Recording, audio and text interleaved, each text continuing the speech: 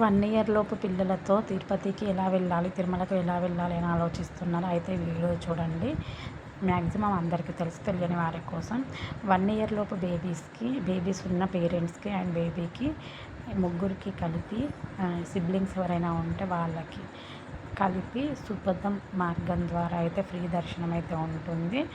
Normal దర్శనం కంటే, ధర్మ దర్శనం కంటే ఇక్కడ సుపథం ద్వారా అయితే వితిన్ 2 అవర్స్లో 1 ఆర్ 2 అవర్స్లో అయితే మనకు దర్శనం అయితే కంప్లీట్ అయిపోతుంది.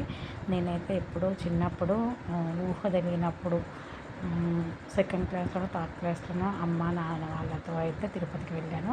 మళ్ళీ ఇప్పుడు పెళ్ళయ్యి 10 ఇయర్స్కి బేబీ వచ్చిన తర్వాత అయితే బేబీతో అయితే తిరుపతికి అయితే వెళ్ళామన్నమాట. కాకపోతే